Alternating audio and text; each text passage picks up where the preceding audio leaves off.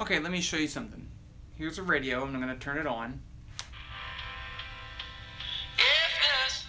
So this is the campus radio station, 90.9. Now I'm going to take this and turn it on, and I'm going to put it in a box. Watch this.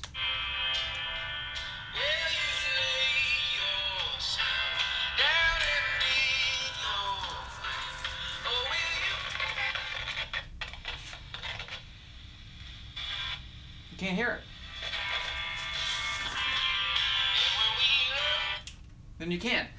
So this is what's called a Faraday cage.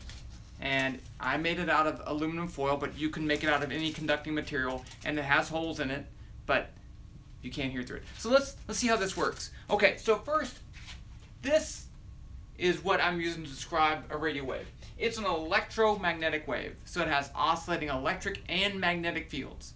But I only want to look at the electric fields right now. So there's a wave traveling this way, electric fields are up and down.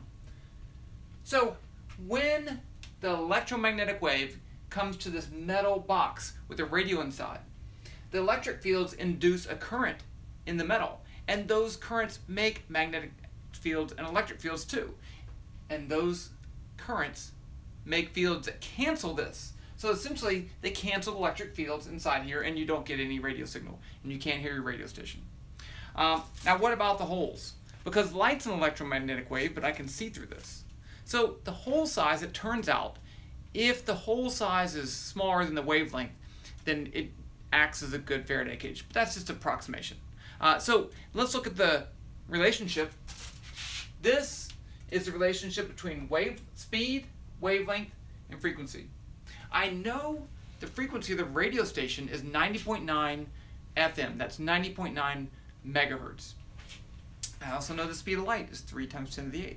So I can solve for that, and I get a wavelength for that radio station of 3 meters. So it's big. So these holes are small compared to that, and that's why it works pretty well. So this is a basic Faraday cage. You could block any kind of electromagnetic wave by putting it in a conducting box, and you can have holes in it.